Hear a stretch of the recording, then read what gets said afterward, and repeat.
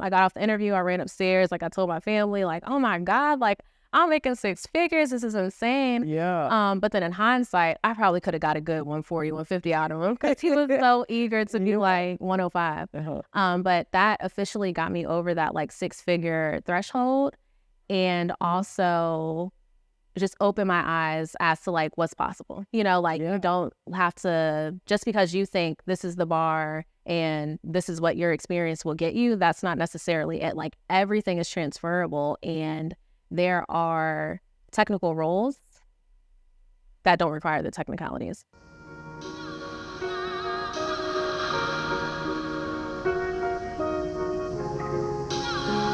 Welcome back to another episode of Day in My Tech Life. My name is Simone B, also known as Bees, and today we have a special guest. Her name is Aysha Davis, and she is a technical project manager. Welcome.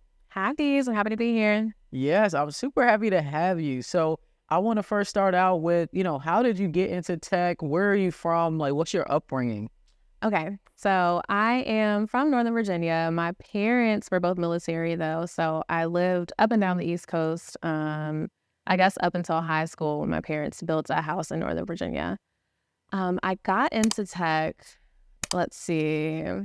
Well, my mom was always very, like, she was the tech person. She always held technical roles in the Army, and throughout her career, she always kind of freelanced on the side doing web things, just all IT, everything. And I just was always at her hip watching, seeing what she was doing. And once I got to be a teenager, I started to really help her out. My grandmother has a museum in Northern Virginia, and, she has the whole shebang set up. So all the, IT systems, the computers, cameras in the museum, just everything, websites that need to be maintained. So we were her like on-call tech support for as long as I can remember. I took the experience that I got in helping my grandma with me when I went to college, and I freelanced my way through school on the side of my job. So I had worked at a marketing company supporting their WordPress sites. I would help different people that had businesses and stuff in school set up their websites, and in reflection, like probably poorly, like now that I like know what I'm doing. But I was always making a buck some way through tech. Okay, that's dope. So you saw tech your entire life growing up, and with the museum and managing the different websites, do you think that really helped shape you further in your career? Absolutely. And I think because we were so hands-on with my grandma's museum, we always just had to troubleshoot and figure things out. So I feel like from my experience there, I'm just a master Googler. Like I can Google anything and apply what needs to be done to the problem. And that's, I feel like, what tech is for real. Yeah, no, I definitely agree. Like if you can't Google, you are going to struggle in tech. 100%. Right? Like people don't understand that you don't have to know everything, but you need to be able to research and try to find the answers. And if you can't find the answers, then you reach out to your teams and your colleagues. Yep. So that's super important. So so what are you doing now, right? So you're a technical program manager. What are you doing now in your day-to-day, and what type of skills did you have to get to where you are? Sure. So on a day-to-day, I am a technical project / program manager, and I am basically keeping businesses' projects afloat. Anytime that there's a business ask, I am brought in to make sure that I get all the necessary stakeholders together. We're doing risk review, requirement building, just all of the things in order to get a project from point A to completion.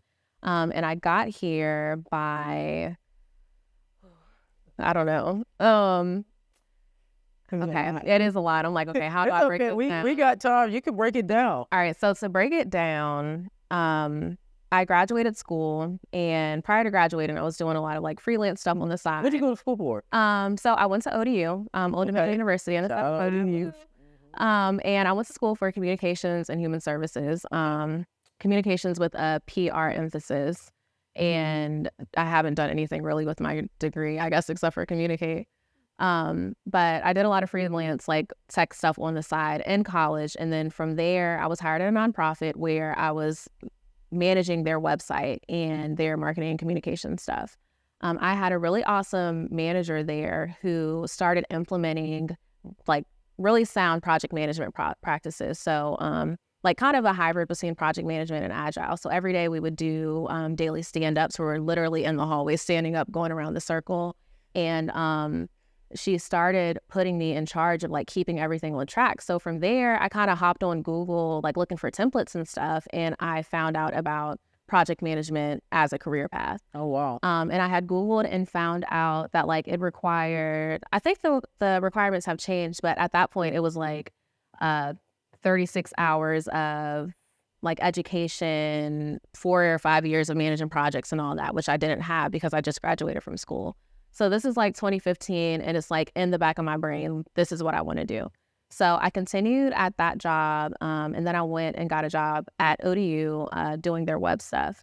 And at ODU, I was exposed to Adobe Experience Manager, which is a web CMS that was used to manage their website. And I sat in between the strategic communications and marketing team and the development team there, basically kind of being the bridge. So still in the back of my brain, I want to be a project manager, and I'm asking for things. Well, not really asking, but as I'm assigned stuff, I'm documenting that these are projects that I'm working on and this is what I'm doing, and just keeping that kind of in the tuck. Like, so I'm building my experience knowing my long-term goal is to become a PM.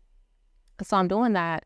And while I was working at ODU, I got pregnant, and it just got to a point where like during my pregnancy, like the math wasn't math. And like being pregnant, I was making like $45,000 at the time. And when I looked around at my situation, it just wasn't like, nothing was mathing. Like 45K, I'm pregnant, I'm living with a roommate, have a boyfriend, like that's another story for another day.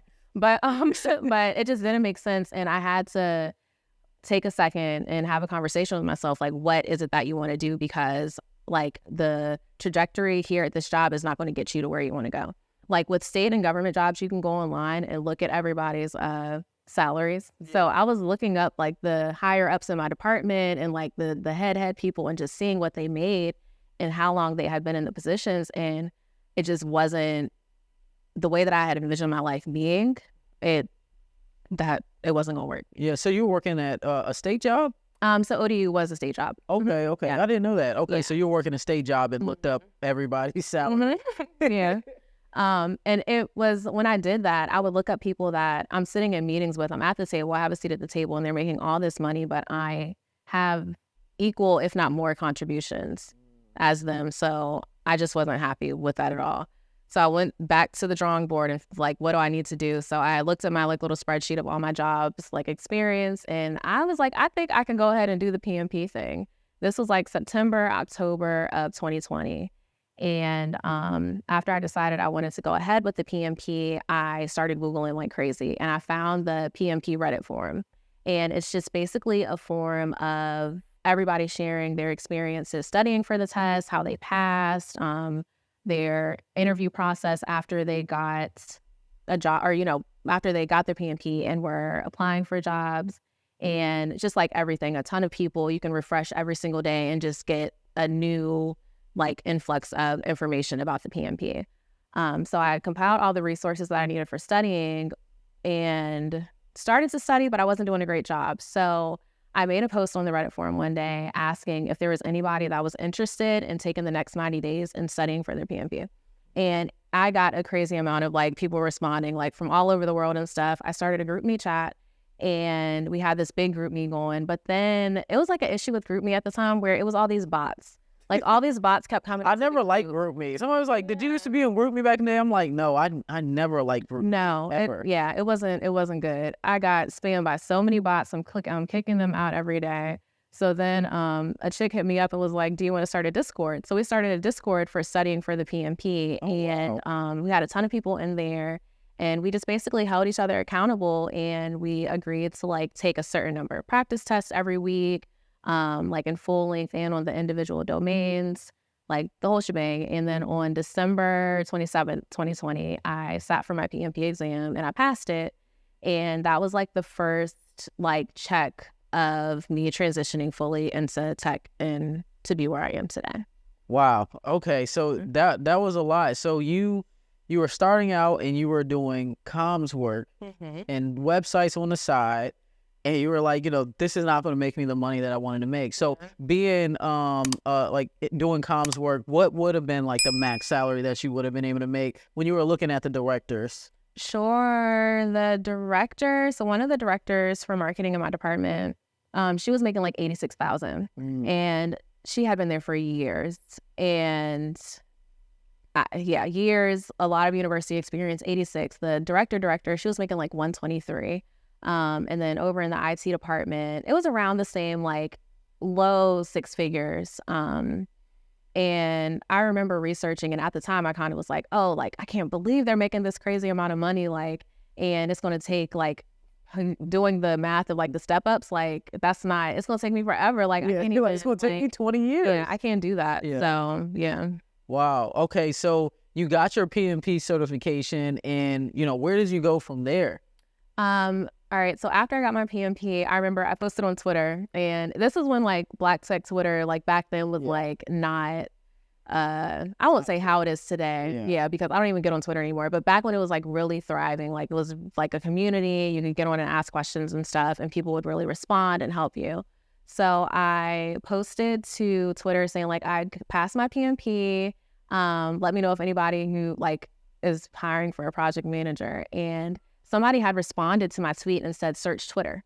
So then I started using Twitter like Google, and I would post like hiring, project manager remote, and that kind of thing. So I started applying for all of these jobs, and I was contacted by a few. I had an interview with a cybersecurity company that specialized in Splunk. Okay. And I remember being so nervous about that interview because I don't know anything about cybersecurity other than it's lucrative and it's, you need to go to school to get into it, or so I thought.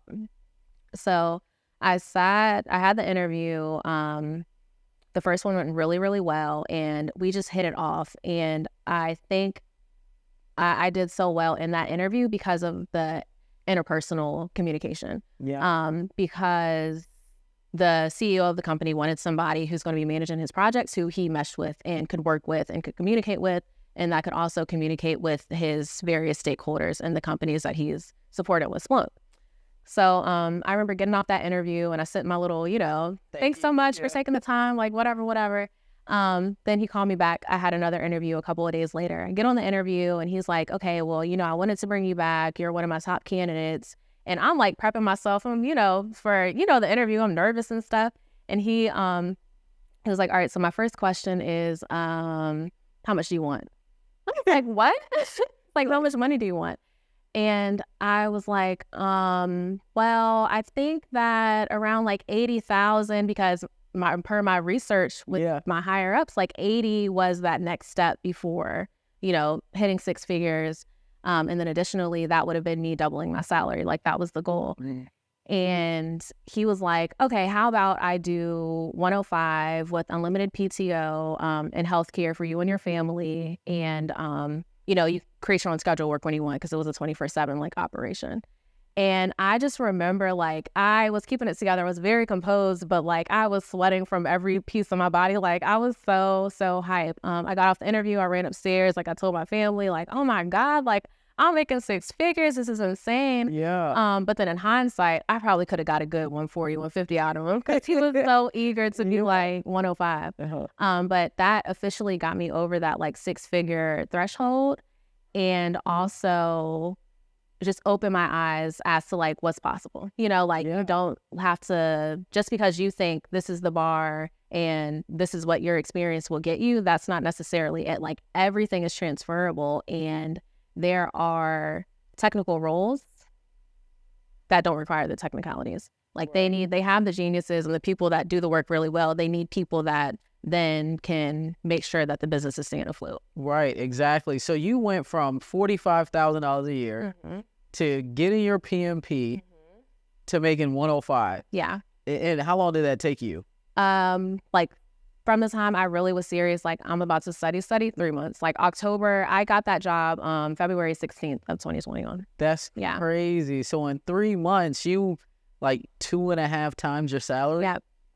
Almost 3x your salary. Yeah.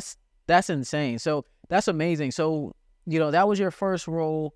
as a project manager, and I would say now, like, what type of skills do you think people need to become a project manager? To become a project manager, you definitely need interpersonal skills because as a project manager, you are a leader without authority. Like you have to make things happen and influence people to do really good work, but you don't necessarily have the say so to say do this or else. You just have to really communicate with them and work with them in a way that they want to do well on your projects and they want to provide value for the business.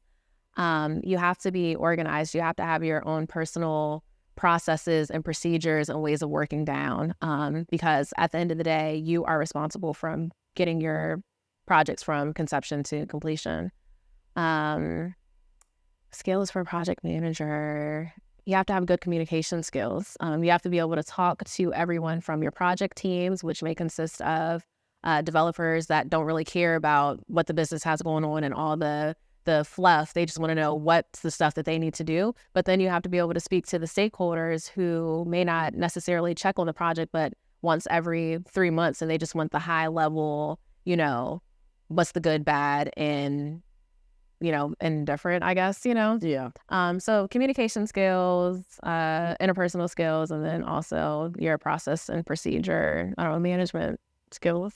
Yeah, it's a little bit of everything. Yeah, I would say for project management, just like how you did, right? You started doing website design very early on, taking your own clients. Like to me, I would say those were projects in themselves, right? They all had a start and finish. You had to work with the customer, figure out what they wanted, and get the project done, right? So you pretty much were always managing projects this entire time. And like, what should people do if they don't have any type of formal professional project management experience? So there's always something in your work experience that you can transfer into a project. When you apply for your PMP application or apply for the application, when you do your application to sit for your exam, you have to list out your relevant project experience. And I've worked with so many people on their application, and you always have something that's transferable. When you're doing your application, there are different domains that you speak to, and there's way to word what you've done to meet the requirements for sitting for the exam. Like everyone has transferable skills. Don't count yourself out before you even sit down and look to see, like, do I check these boxes? Because 9 times out of 10, like, you do.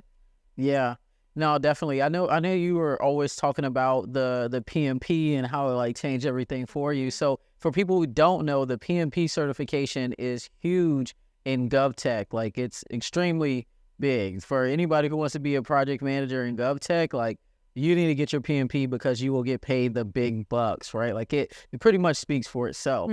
It's, to me, it's not like entry level project management, but it's similar to how Security Plus opens a lot of doors, and the PMP does the same thing for project managers, right? So I know you had made some resources on like what people could use to study and prepare for the PMP too. So I know that was that was really dope. I don't know if you share those anymore nowadays. So I've learned the things that God has blessed me with, like my ministry, and unfortunately, that's just not my ministry. Like, like I don't know how you do it, you. Yeah. It's just not. I have documents that literally list out from A to B, like how to apply, what you need to be doing to study, just all the things. And I'm happy to send them out to whoever. Yeah. But I found that I'm a very good initiator. I like to initiate, get the ball rolling, and then somebody else can take it and run with it. Like, so if anybody wants my PMP documents, you want them for your portal, you can have them. Like, I'll send them out to people. We can link them, man. We can link them in for sure. So, start of your career being a project manager immediately almost tripled your income. Yeah. Right. So can we talk about like fast forward, where'd you go from that 105 to maybe where you are now doing, you've been a project manager for a while now, and you've learned a lot of different technical skills too. Sure. So, all right, I'm gonna take it on. So during my time at my first project management job, I was working with Splunk. And when I started that job, they allowed me the opportunity to go through the courses to be a Splunk admin. I never sat for the exam, but I went through like all the stuff on within like the Splunk portal. So I did that. And through doing that, I realized like, oh, I need to get my Security Plus. So I did another plan for Security Plus, studied for Security Plus, got that certification because I thought that I would pivot and get into cybersecurity. That's not ultimately what I ended up doing because I see things on the internet and then I changed my mind. But I did, so Splunk, Security Plus I learned, and then I had the opportunity at that job to stand the company up with Jira. They had Confluence and Jira, but they weren't utilizing it. They were still very like Trello heavy, managing things and documenting inside of inside of Slack, like just a lot of things, Google Sheets, just not streamlined in any way. So I asked if I could play around with Jira, and when I say play around, I like literally like, could somebody give me admin access so I can figure some stuff out? And I implemented Agile at the company and like got a backlog built and set Jira up and stuff. So I'm saying all that to say like that was another skill I put in my pocket there. From there, I went to another role.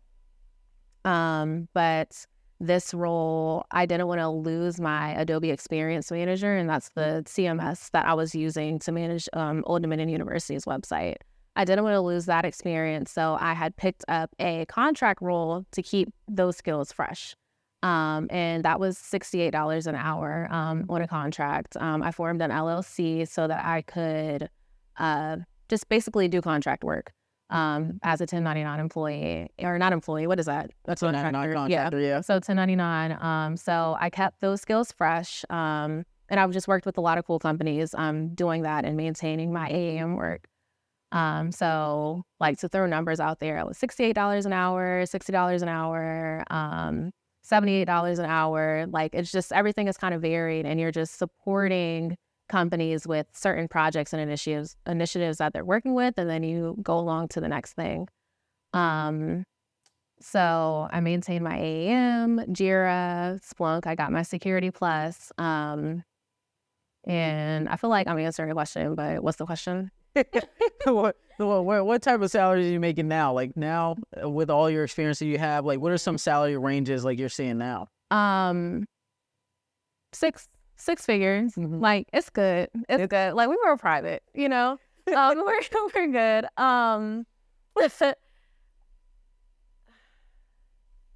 I'd say I'm still in the range of the first position that I got, but more. She don't want to put a number out there. I don't. She knows she getting paid well. I She don't. getting paid well. Yeah. 6 figures.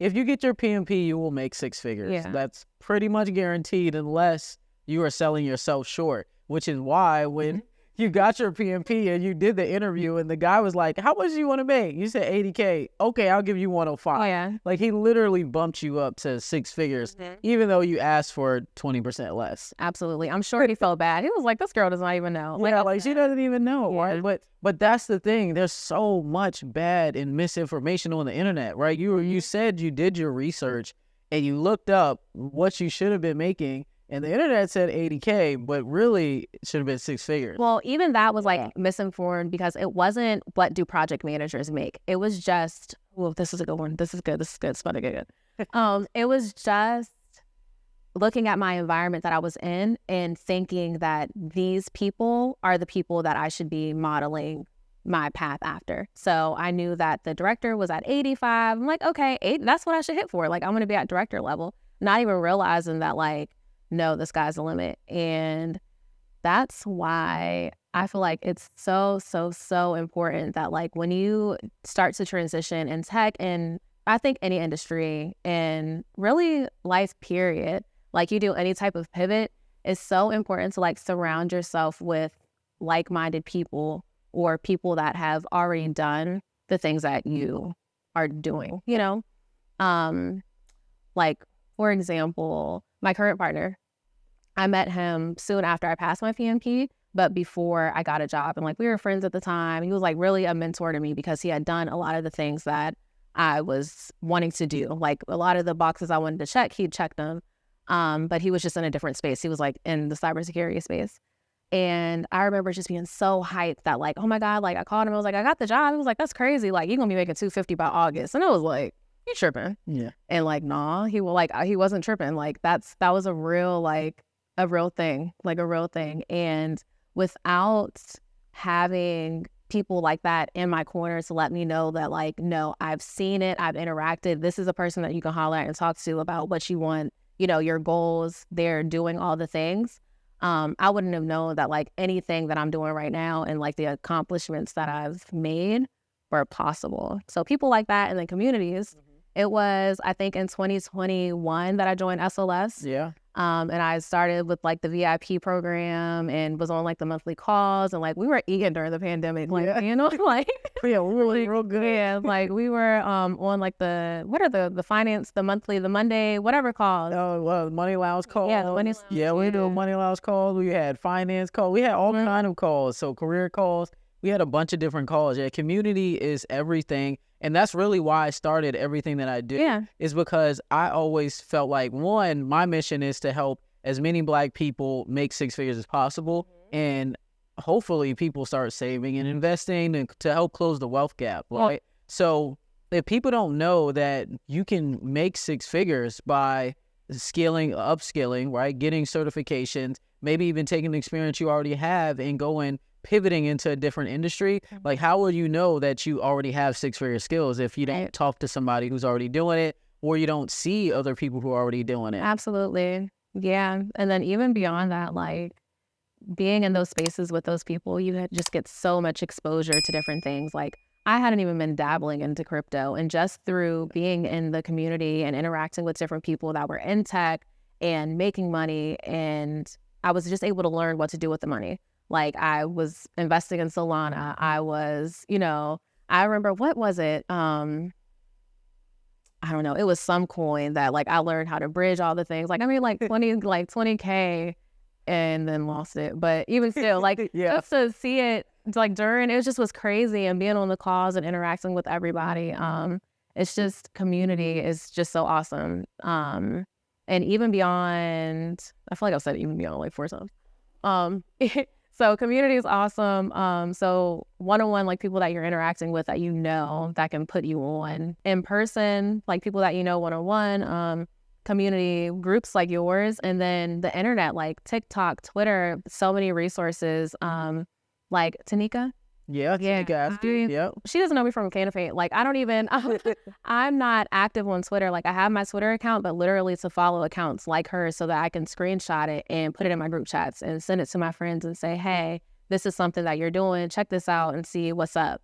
Like there's just so much when you actually apply yourself and look and dig into the things that you want to do, as opposed to, hey, I want to be in tech. What's next? Like you have to apply. Yeah, you have to take some action. Right. So if you haven't seen Tanika's episode yet, make sure you go back and watch her episode. She's a GS-15. She works for the Department of Navy. Make sure you go see her episode. She's always giving out free information online, and then even in her episode drops so many gems. Yeah. So what's your day-to-day like as a project manager? Do you work remotely, or are you in the office? What's your typical like 9 to 5 like? Sure. So I am a remote employee. I will never go back to anybody's office. Although I do miss like the seeing people and the interpersonal, connections, not being in my house, but I want to always be remote.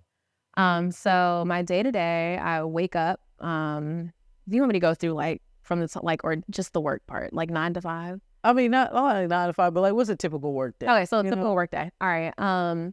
I get online, I go through my emails or my lists. At the end of every workday, I go through like what I didn't get done from the previous day.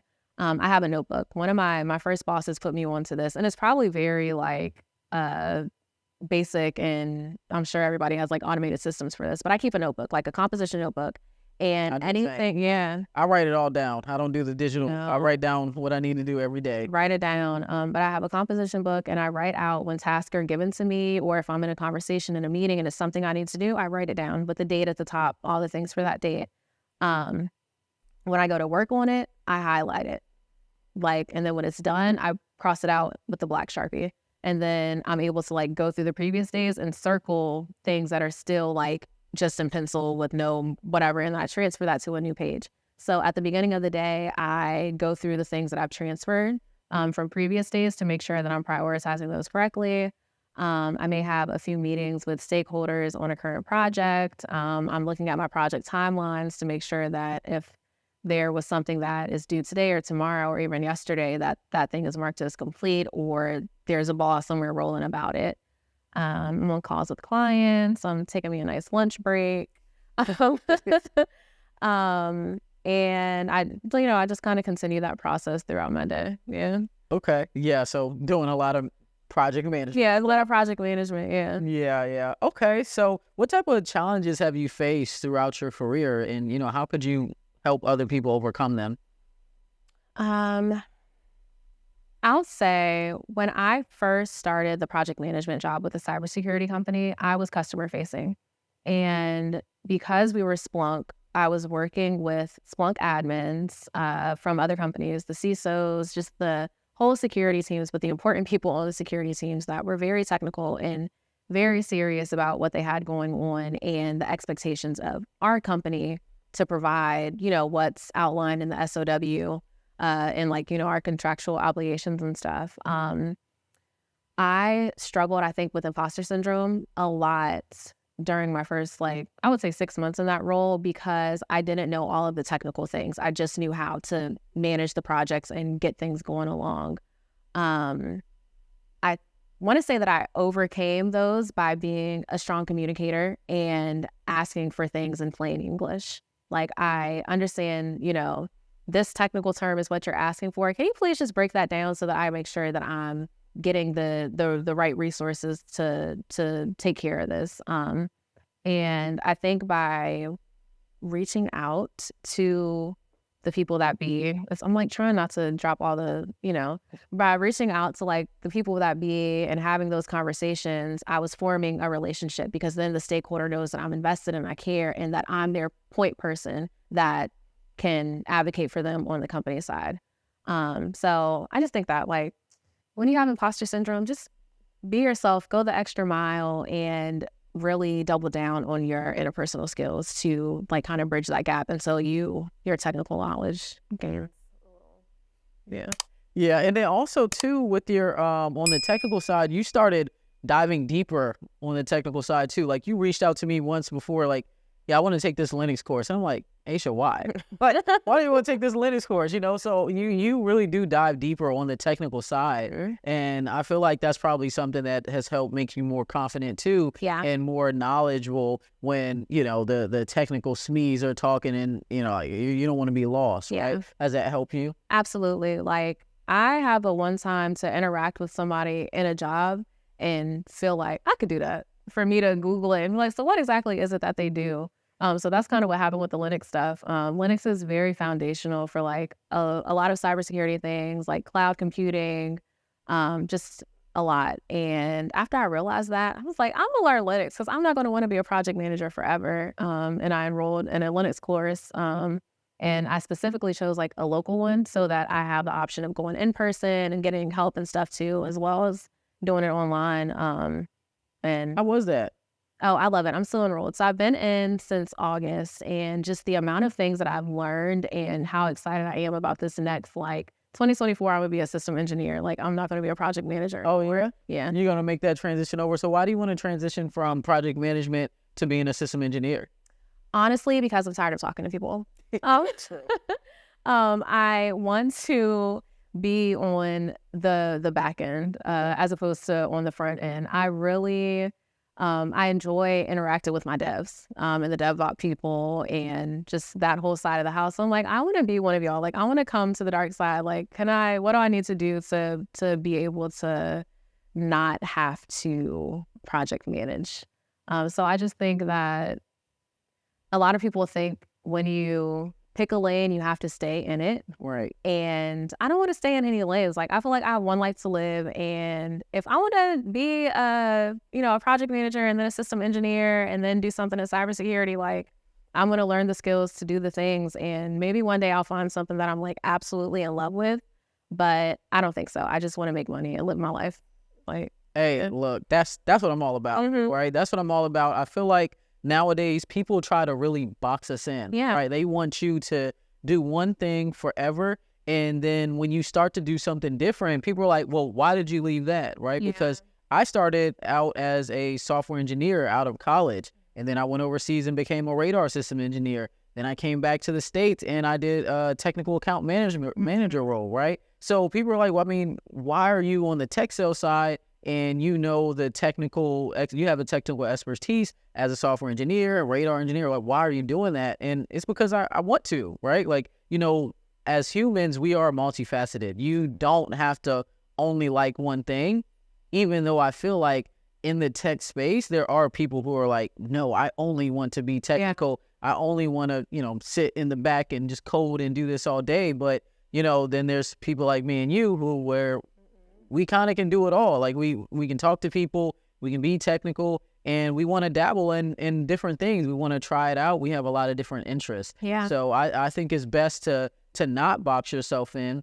and to learn and try different things, especially when you're first starting out in your career, right? It's good to get a good insight onto a lot of different roles. No, absolutely. And like, even with not boxing yourself in, I think if you have an opportunity in your job to try something else out, like I didn't have to volunteer to set up the JIRA. Like, let's figure this out since we have it.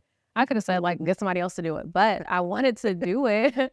I wanted to do it because I know that I'm picking up a skill. I did that. And then in another one of my projects, they were having issues with JIRA, like a different job. They're having issues with JIRA and nobody on the team knows how to do it. We have to keep reaching out to the admins to whatever. And I'm like, y'all just give me access. And now that's a value add. I'm adding value in another way from something that I just decided to help with. Now I have, like, I could literally probably find a JIRA admin course, or what is it, like a certification, and sit for it and pass it because I've dove headfirst into figuring out how to do JIRA. And the same thing with like the Security Plus and with Splunk, like, because I have that little bit of knowledge, I can take it and just fine tune it a little bit and do something else with it. Like at all times, I want to make sure that I have multiple roads to go down should I choose. I can be a project manager if I want. I could be a web person if I want. I could be a business analyst if I want.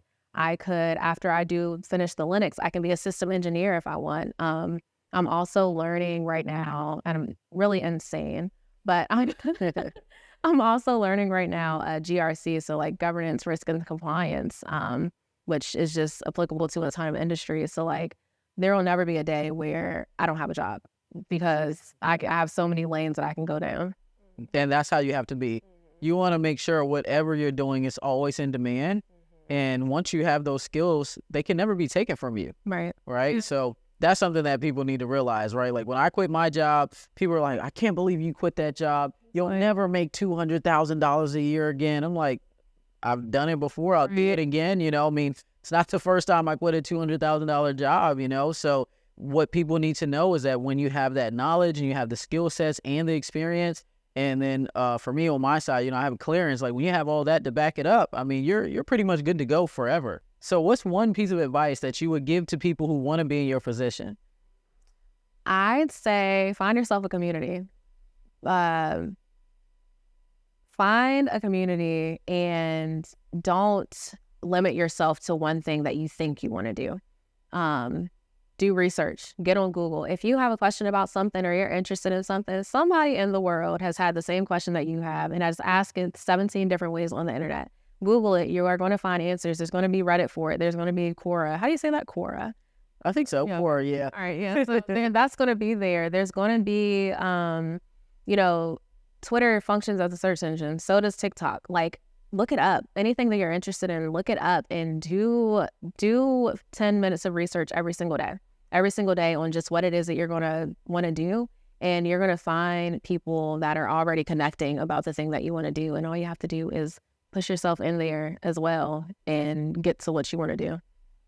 I agree. I call it putting yourself in the trenches, right? Yeah. If you're trying to do something that's completely new to you, the best way to do it is to fully immerse yourself. And by getting into a community, like you said, you're going to fully immerse yourself. You'll learn the language, the lingo, how they talk, the things that they do, like things they recommend, things they don't recommend. Absolutely. It's the best way to go about it.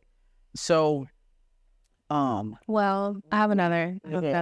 So I'd say community, right? But then also, like, what I learned this from you, but I vision boarded always. But you always said, like, reverse engineer your life, like what you want to do, like vision board. And then as you're vision boarding, reverse engineer, like all of that into your 5-year plan, your 10-year plan, your whatever. Because, like I said, like the PMP, I learned about that in my first job in like 2015. And it wasn't until 2020 that I actually sat for the exam. Right now I know I don't want to be a project manager forever. So I'm doing the foundational things to get out of that and into system engineering. So like you have to know what it is that you may want to do so that you can plan for it. Like make yourself a vision board, put it somewhere where you can see it every single day. I had one literally like I put together on Canva and printed it off at Walgreens on like sticky paper, like a poster. And it's on like, well, my childhood bedroom. It's on the wall. So like it one there was like, get your first 6-figure job, like pass the PMP exam on the first try, like all of these things. And like when you see it, it's a reminder because when you're studying for things and you're like in the path of like trying to attain a new skill or learn something, it comes a point where like the novelty wears off. Like that good feeling of, ooh, I'm doing it, it starts to suck because it's not fun. Like you're going to go through like periods of, I don't want to call it isolation, but it really is like isolation where you're just heads down getting to the next thing. And a lot of the times the people around you don't understand why you're doing what you're doing until that box is checked and it's done and they now see you operating in what you said you was going to do. So vision board it out and put it somewhere where you can see it every single day. So how does that feel for you to have like a vision board of all these things that you want to accomplish and knowing that you did that? Because I know when I first started working with you, you were still in the 7-5. Yeah. This is before you had moved up here to the DMV. So like, how did that feel? It feels like I can literally do anything that I put my mind to as long as I break it down. Like, I don't think anything is unattainable. I don't think anything is unattainable. And I don't say that just because I've accomplished certain things, but because I have so many people around me like you, like my different mentors who have literally done it all. Like me in 2020 making 45,000 at ODU, I would have seen myself today and said like, oh girl, like you did it, like you're set. But because I'm around people that are at my level and beyond, I always have something else to strive towards. Like I'm not satisfied, which, you know, may not be a great thing if you look at it differently. But to me, I'm okay with that. Like I like having something else to reach for and another goal to check off my list. Yeah, I'm the same way. I'm the same way. I am goal driven, and like I just don't stop. Yeah. That's my issue. But I think again we're very similar there. You know, it's just once we knock off one goal, we're going to the next goal. And I like how you also say that when you're trying to achieve your goals, you have to really focus in, lock in, and you are going to isolate yourself. Yeah. And there's going to be times where you're not going out and hanging out with friends. There's going to be a lot of times where you can't go out to different events, clubs, stuff like that. And it's because you're trying to reach your goals. So I truly believe in sacrificing when you're really trying to reach those goals. And you're not going to reach them if you don't sacrifice. Because how can you learn a new skill, get a new certification, transition into a new career if you don't sacrifice and put to the side some time for you to actually get into or do what it is that you're trying to do, right? Yeah. So I also want to ask you, how has tech changed your life, right? How has tech changed your life? What type of opportunities has it provided to you and your family over just these few short years? Tech has completely changed my life. Completely. All the things are like running through my brain. I'm like, which one do I pick? Just it's completely changed my life. In the sense that I have stability. Not that it wasn't stability before. I'll say stability and freedom and peace. Does that make sense? Yeah. Like it's a trifecta. Not so much that I didn't have it before, but like I'm able to provide for my daughter. We have a really, really, really good life. She is thriving. She's in all her activities. She's in private school. Because I work remote, I'm able to show up and be at everything. Like I feel in charge of my life because of the financial, not freedom, but what is that? the financial flexibility. That's not the word. Yeah, I mean, Yeah. you have, to me, I mean, you have financial freedom if you can live the life that you Yeah. want and not really have to think twice about too many Yeah. things, right? Yeah. Because I know you were also able to do something for your mom as well. Oh yeah, I was. So my mom has multiple sclerosis and she was working for, I mean, I probably shouldn't say that, but she was working, and she had planned on retiring at like December of that year, but she wanted to keep working to get a few more checks before she actually retired. And we were on vacation in June one year, and we were at dinner and she was cutting her food and I noticed her hand like shaking, and that's just like indicative of some stuff going on with the MS or whatever. And we kind of just had a lock eye moment and I just was like, what's going on with you? Is work too much? Like just asking I'm the oldest daughter questions about everything. And she had said, I only have such and such how many months. And I told her stop. I told her put her 2 weeks in, and I told her that I would pay her what her job is paying her, to go ahead until December, and she did, and I was able to do that, and that was just a really, really good feeling because I didn't have to think twice about it. It was like a real life, like, all right, so why are you doing that? All right. So that was cool.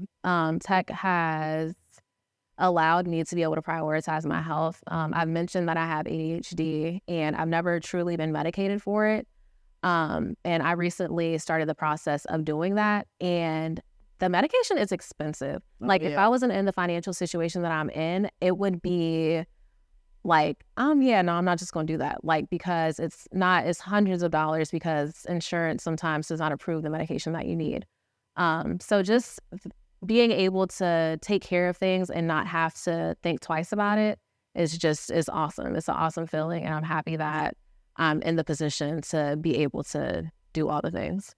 Yeah, that's amazing. I remember when you told me what you did for your mom, and you had told me and the whole group, and I was just like, that's exactly why I do what I do, right? Like that's why I want people to know that they can make six figures in tech, because it's going to allow you to completely change your life, right? It's something that a lot of people can't say, like, yeah, I retired my mom early. Mm-hmm. Like that's just amazing. That's amazing. So, do you want people to find you anywhere? Do you have a LinkedIn for people to find you? So I'm not on LinkedIn. I have a Twitter, but I don't really use it. I have Instagram. You can follow me at Aysha D, at AYSHA.DEE. I'm a mom, y'all. Like I don't post a lot of like tech content or anything else like that. But if you want to see me and my daughter be a mom and daughter, like I'm on there. Yeah, I don't post heavily on my page. I be in my stories with things. So like you'll see me post about like being in Linux class on Monday and Wednesday and just all those kind of things. But feel free to reach out, hit my DMs with any questions or whatever. I'm gonna send you all the good stuff, all the documents. I got my Security Plus plan, the PMP stuff. I'm gonna send it right to you. Okay. But yeah, I'm available and open. Okay, cool. Thank you so much, Aysha, for coming out. Thanks. I appreciate you for sharing your story and your journey and how everything has changed for you over the past few years. So that wraps up this episode of Day in My Tech Life. My name is Simone B, also known as Bees. Make sure you like, comment, subscribe, and hit the notification bell, and we'll see you on the next one. Bye.